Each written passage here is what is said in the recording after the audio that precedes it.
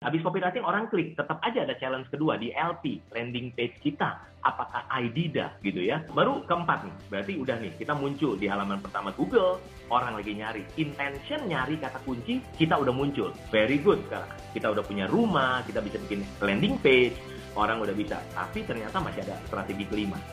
Setelah search engine marketing, yang kelima adalah yang sangat populer. Kebanyakan orang langsung nyebur ke langkah kelima, tanpa tahu 1, 2, 3, dan 4.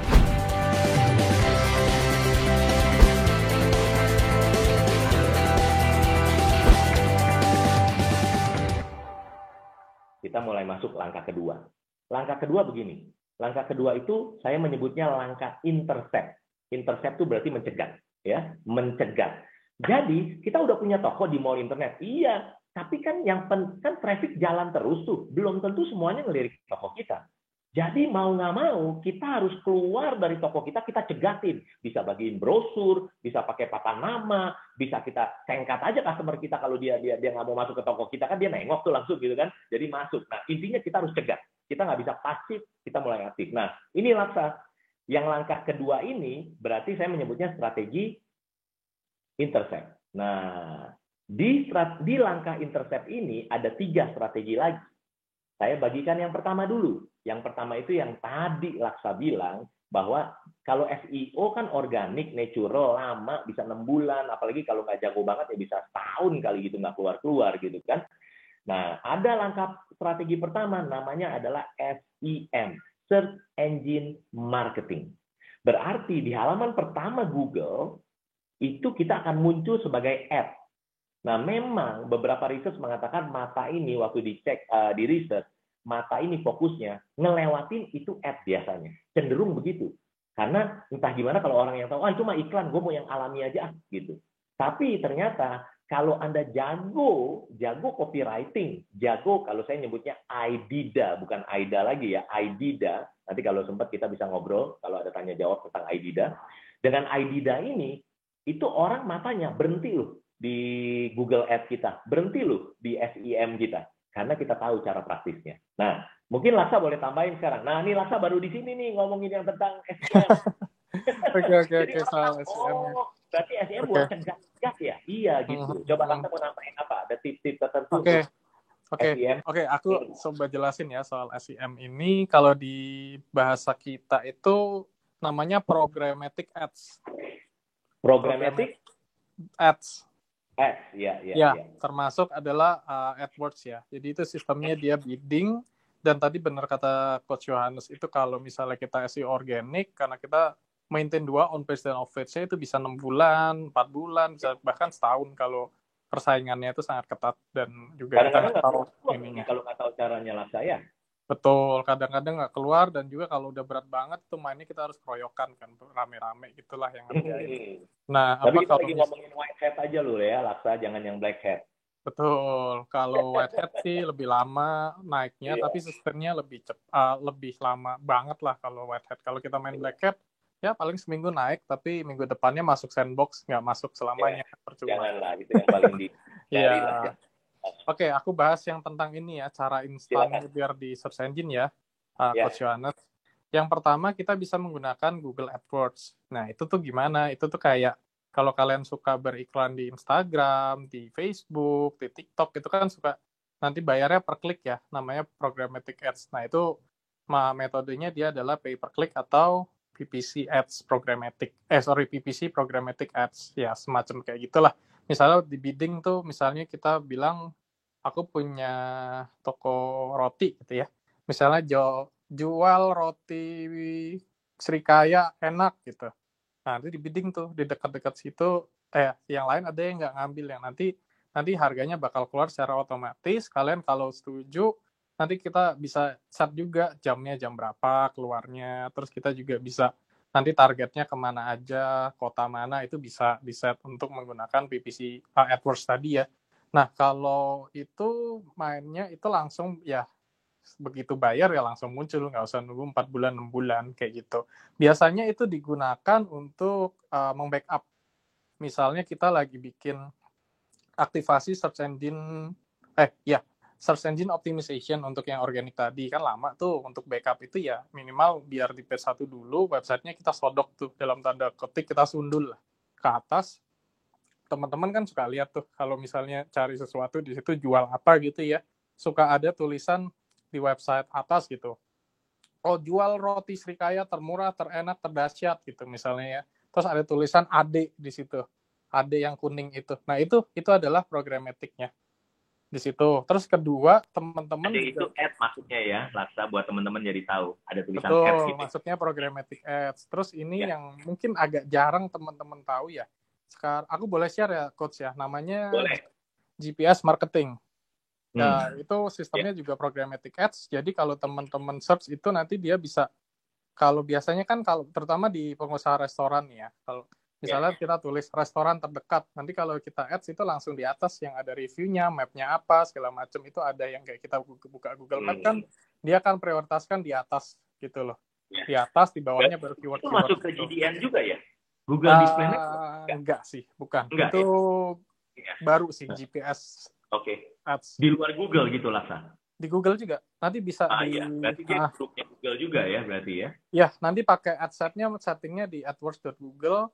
Itu sekarang udah gampang banget, Coach. Kalau dulu kan kayak ribet banget dashboardnya ya. Kalau sekarang tuh udah dibikin UI-nya gampang. Ada yang simpelnya kamu mau ngapain, direct orang ke toko misalnya, itu udah ada. Nanti dia saranin pakai ini gitu, Coach.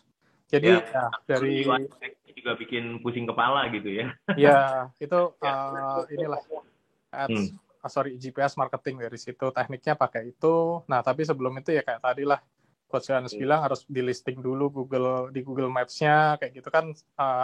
Ya nanti kalian cari-cari di Google aja ya cara listing Google tempatnya itu gimana, kan banyak kan business owner yang tempatnya nggak di listing di Google ini. Atau gampangnya ya bikin cari digital marketing agency kayak punya Laksa lah.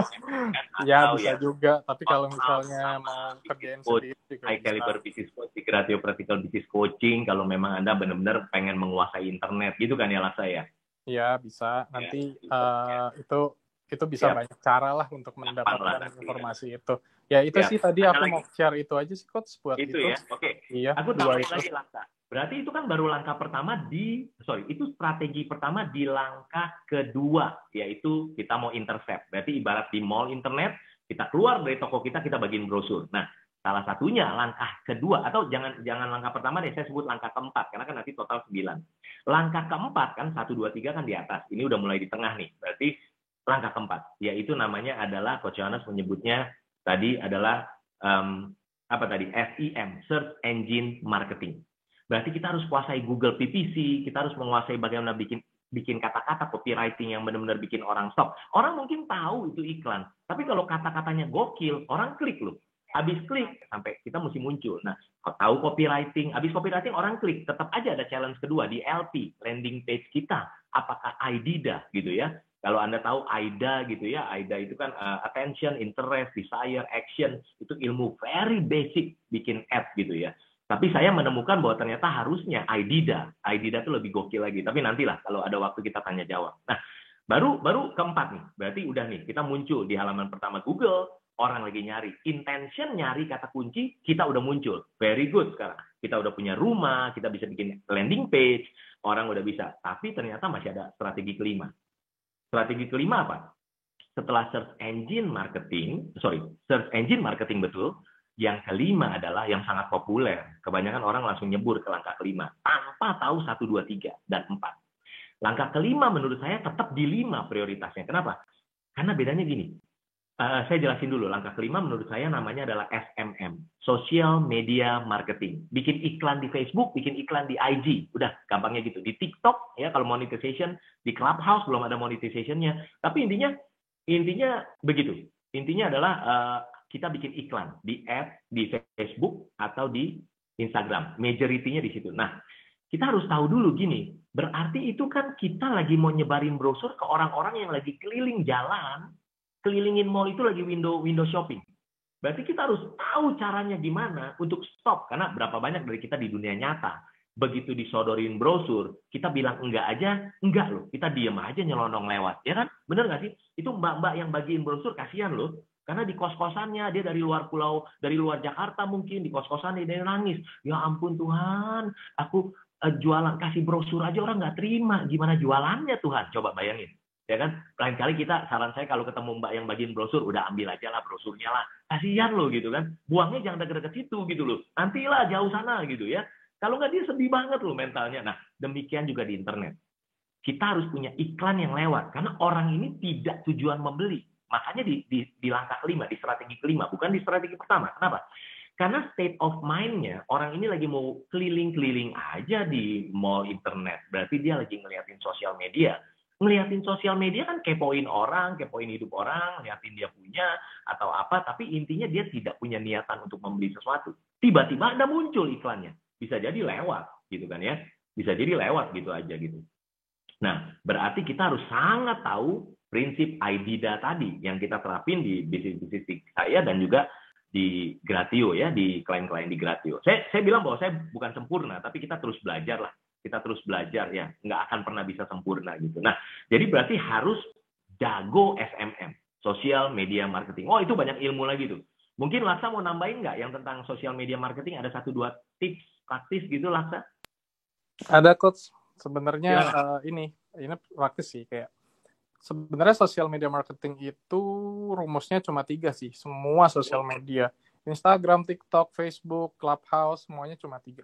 Yang pertama adalah konten. Jadi konten pilar, jadi persentase kontennya harus dibikin kayak apa aja. Terus misalnya ya mau ngomongin product knowledge-nya berapa persen, terus kayak tips and trick berapa persen, ininya berapa persen. Terus yang kedua adalah media buying atau yang placement ads itu, yang kayak IG ads, Facebook ads, TikTok ads, dan lain-lain. Terus yang ketiga adalah KOL activation atau Key Opinion Leader activation. Kalau bahasa awamnya adalah endorse. Atau pakai influencer. Kayak gitu sih Coach. Kalau dari saya, semua sosial media sama. Even Clubhouse. Gitu. Siap. Nah, itu tips tambahan dari Laksa. Jadi di strategi kelima ini, thank you Laksa ya, untuk memperkaya apa yang saya bagikan. Jadi langkah kelima ini adalah kita harus yang namanya SMM. Jago banget SMM. Ngeliatin CAC-nya, Customer Acquisition Cost. Ini pakai bahasa saya ya. Kalau di Gratio, kita sebagai business owners yang kita lihat adalah apa? Ya memang ada CPC, ada CP dan macam-macam. Tapi kita lihatnya CAC sebenarnya, Customer Acquisition Cost dibandingkan dengan Customer Lifetime Value. Kalau Customer Lifetime Value lebih gede daripada CAC, udah scale up aja itu mah. Itu keren banget, asik banget. Enaknya begitu. Kalau di SMM tuh enaknya adalah bukan di SMM. Semua internet enaknya tuh semuanya punya metrik. Itu enaknya. Cuma tinggal kita punya data, punya big data, kita bisa baca nggak datanya. Itu aja dulu gitu ya. Oke, lanjut. Itu kan strategi kelima. Berarti strategi kelima adalah SMM. Ada strategi keenam yang kelihatannya simple banget. Dan dulu sih menurut saya agak kurang efektif. Tapi begitu teknologi berubah, lumayan. Namanya, kalau istilah saya simplified ya. Namanya adalah RBM. RBM itu apa, Coach? RBM adalah Relevant Banner Marketing. Nah, tapi saya mau ngelihatnya langkah ke-6 ini dari helikopter. Jadi relevant banner marketing itu ceritanya begini. Misalnya Anda lagi di sosial media, terus kemudian Anda berhenti aja di iklan tertentu. Berhenti aja lu belum klik lu ya. Itu robotnya bisa baca tuh. Pixelnya bisa baca gitu kan ya. Lalu Anda bilang, gue nggak mau main sosial media, gue mau pindah misalnya ke portal berita, detik.com lah misalnya. Entah kenapa tuh iklan ngikutin, jadi banner gitu loh, ya kan? Kayak gitu. Nah, terus Anda mau kemana lagi? Jadi Anda terus diikutin sama dia. Anda bilang, nih ngeri banget privacy ya. Nah, itu sebenarnya adalah karena GDN, Google Display Network. Sama Facebook punya musuhnya Google, ya kan? Namanya Facebook Audience Network. Bener ya, Laksa ya? Dua raksasa itu ya. Halo. Ya, benar Coach. Jadi ada dua raksasa itu. Jadi Google GDN, Google Display Network, and then Facebook Audience Network. Dua-duanya pokoknya programmatic, pixel, pokoknya semuanya ngebaca gerakan Anda di internet, and then dia ngikutin Anda. Gampangnya gitu. Udah, itu langkah ke-6. Sudah. Berarti artinya kita sudah menyelesaikan minimal 3 strategi untuk mengintercept calon customer kita yang lagi jalan-jalan di mall internet.